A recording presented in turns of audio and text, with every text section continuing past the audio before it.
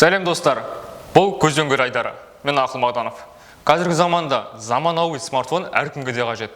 iPhone сүйер қауым үшін мен таңдау көрсетпекпін. Былтырғы телефон iPhone XS және биылдан жаңадан шыққан iPhone SE 2020, яғни SE-нің екінші нұсқасы. Осы екі телефонның артықшылығы мен кемшілігін сіздерге көрсететін боламын. Қазір көзден көрдің шапка кішірет, оған дейін лайк басыңыз.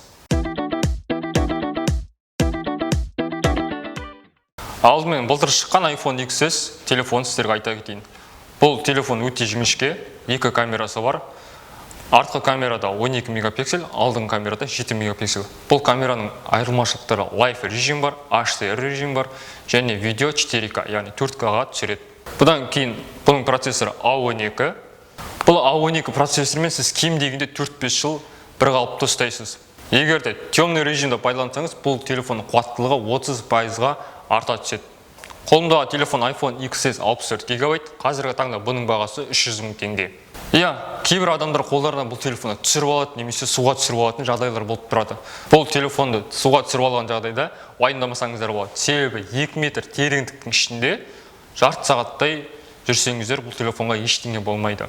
XS-тің блокировкасы заманауи түрде Face ID-мен ашылады. Яғни бет әлпетіңізді көрсету ғана бұл телефонды қуатын аша берсеңіздер болады. Және де 6 немесе 4 цифрлы немесе әріптерді жаза отырып блокировка қойсаңыздар болады. Маған ұнайтыны бұл телефонмен Face ID арқылы блокировкасын ашу.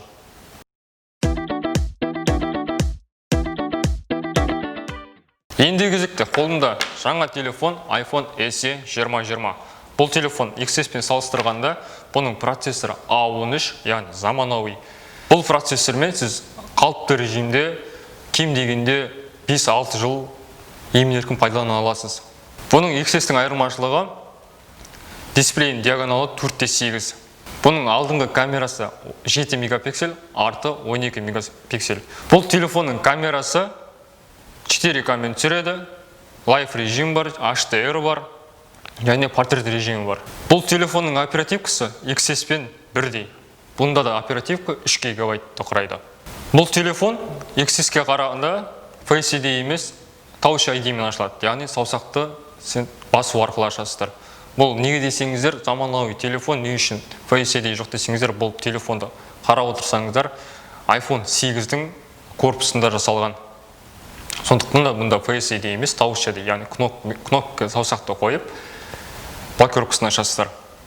Қолымдағы телефон iPhone SE 2020-ның бағасы қазіргі таңда 200-230 мыңның айналасында болады.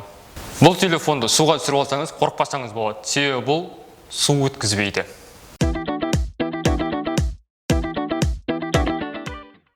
Достар, екі телефонның қайсысын алам десеңіздер, тағы да қайталап өтейін. Бұл iPhone SE 2020 iPhone 8-дің корпусында жасалған. Дегенмен де бұның ішіндегі процессор мен оперативкасының айырмашылығы XS-тен өте жоғары, әрі арзан. Достар, сіздерге екі телефонның қайсысы ұнады? Төменге пікірге жаз. Және де келесі шығарылымда қандай телефондарды салыстырайын, қайсының артықшылықтарын біліп берейін, төменге пікірге жаз. Сіздермен болған мен Ақыл Мағданов, келесі жүздескенше.